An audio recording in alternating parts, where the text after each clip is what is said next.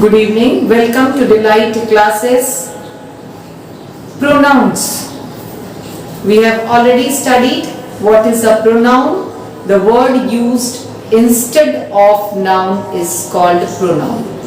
We have studied 6 types of pronouns. 2 previous videos you have seen. Today is the 3rd video of pronouns. So we are proceeding further. They and them. They is used for 3rd person plural for all genders. They is used for 3rd person plural all genders. All genders का meaning क्या हो गया?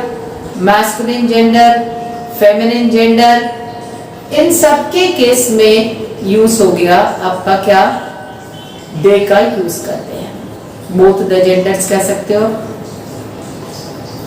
इन subjective case फिर से पढ़ते हैं इस rule को. They is used for 3rd person plural for both the genders, masculine gender and feminine gender.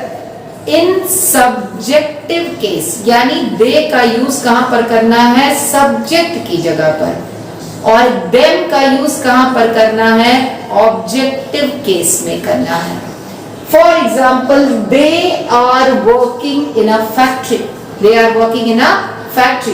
दे किस जगह पर है? सब्जेक्टिव केस में. They have stayed here for 3 years. They का यूज 3rd पर्सन प्लूरल के लिए किया गया है और कहां पर किया गया है? सब्जेक्टिव केस में किया गया है. I told them my name. In this sentence, I is the subject, and them is at the place of objective. So, them का यूज किया objective केस में, they का यूज किया हमने subjective केस में. उसके बाद आते हैं फिर it के यूज पर. It is used for things or animals. It is used for things and animals. It का यूज things के लिए, objects के लिए और animals के लिए करते हैं. कब करते हैं? 3rd पर्सन में करते हैं. For subjective and objective दोनों केस में it का ही यूज करते हैं. जैसे अभी हमने ऊपर देखा, they is used in the subjective case and them is used for the objective case. लेकिन यहाँ पर इट का यूज सब्जेक्टिव और ऑब्जेक्टिव दोनों केसेस में सेम तरीके से होता है. It is a book. Book कौन है? ऑब्जेक्ट है बुक. तो बुक के लिए किसका यूज कर रहे हैं हम लोग? इट का यूज कर रहे हैं. It was evening. It was evening. Give it to me. ये सारी जगहों पर in the upper 2 examples you have seen, in the subjective case we have used it.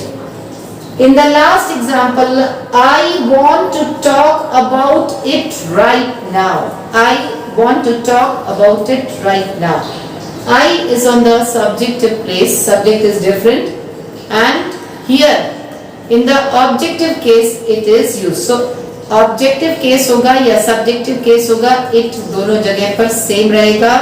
दे और देम की तरह चेंज नहीं करेगा. So these were the personal pronouns. These were the personal pronouns. In personal pronouns में हम लोगों ने he, she, it का यूज देखा. Now proceeding to reflexive pronouns. I am going to clarify here only the definition because reflexive pronoun I have already explained in the previous video. Reflexive pronoun, a pronoun used with self or selves. जब किसी pronoun के साथ में self या selves का use करते हैं, myself, yourself, themselves, तो वो क्या होता है?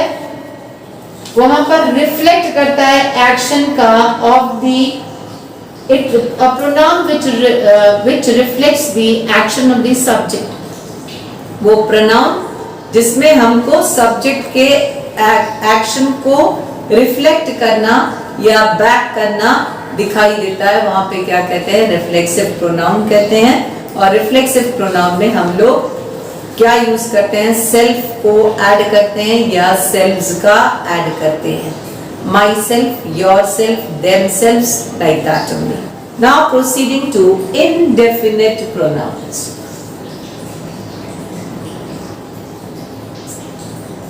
A pronoun used to talk about a person or thing indefinitely. जब किसी thing या person के बारे में indefinitely बात करते हैं, indefinite certain नहीं है, certain नहीं है, indefinite है, तो उसको बोलते हैं indefinite pronoun. Examples कौन कौन से indefinite pronouns हैं?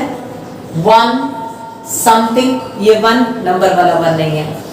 One, something, anybody, someone, somebody, none, everybody, nobody, all, few, सब इसमें आता है, indefinite pronouns में आता है. One का use कहाँ पर करते हैं? It is used in the third person. One का use हम लोग third person के लिए करते हैं with a singular verb. और one का use किस verb के लिए करते हैं? Singular verb के लिए करते हैं. For example, one has to be careful about one's health. यहाँ पर क्या बोल रहा है? One has to be careful about one's health, not his health, but one's health. व्यक्ति को क्या करना है? अपने हेल्थ के बारे में केयरफुल होना है.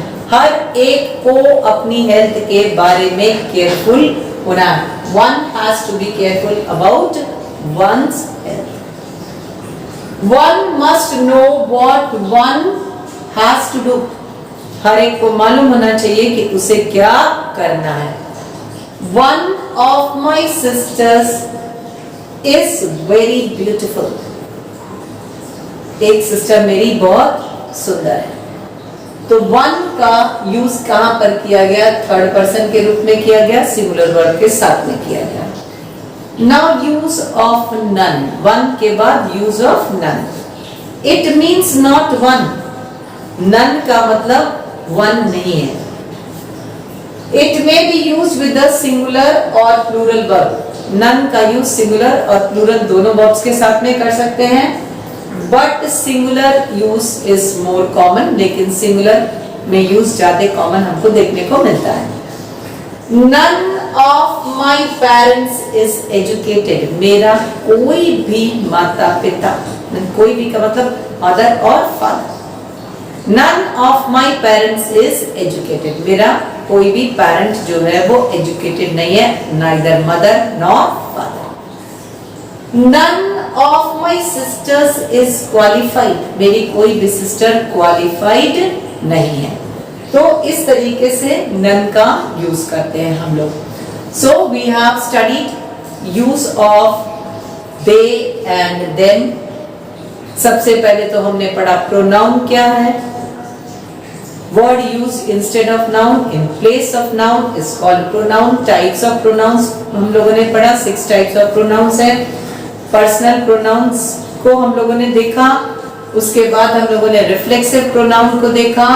Now we have studied and we are in continuation with indefinite pronouns. We are in continuation with indefinite pronouns. Indefinite pronoun में पहला हमने देखा one का use और फिर हमने देखा none का use. So dear students, revise these 3 videos very nicely. I am giving you the basic concept of pronouns from the very beginning. See you tomorrow. Good night. Goodbye. Share and subscribe the channel.